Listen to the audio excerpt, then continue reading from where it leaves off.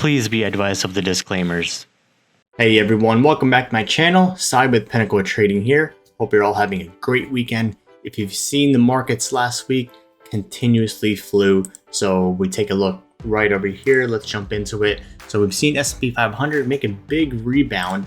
Let's look at the 5-day chart. We've seen markets bounce off the big 390 level that I was talking about in my videos. Check out my YouTube channel. All of these old videos that I put up were the market levels to watch. That was the 390 level. And I've alerted in the chat room as well that 390 is a big support. So chat room's free to join, link in the description below. Today we're going to take a look at why I'm buying Apple stock. I already started taking an entry in this position, and this is going to be for a swing trade, and also if you're going to buy this for long term. This is one of the biggest market cap in the stock market itself, trillions and trillions of dollars in this. So I'm going to look at this for long term and for swing trade again. So let's do a quick level of identification of where the support level. Support is a foundation, and then we're going to look at the resistance, which is like the ceiling of the top level that needs to break. So a support is like the foundation of a house. It's the base. We don't want it to fall below. We need it to hold. And a resistance is like a ceiling. We need to go that it's the top level. We want to see a stock go above it.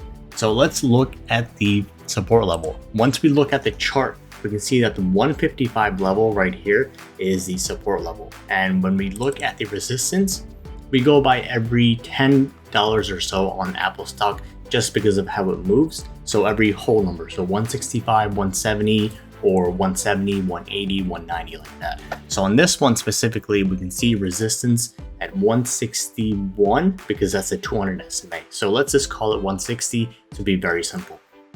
So when we take a look at the 160 resistance level, that's where we want to look to take some profits, or even take all profits in the swing trade or even a day trade, and then continue to, if you're still holding it, continue for next level 165, exit some more, and 170, exit some more. So that's just how I like to play myself. So when we look at the Fibonacci chart, this shows you the specific price level that the algorithms in the stock market, the market makers, guys on Wall Street are looking at. So when we look at this, we see that 155, you want to note this down, 155 is the support level. And then when we look at the resistance, it's going to be at the 162.35. And then we have resistance all the way up at 170. So just look at what happened last time when it went over here.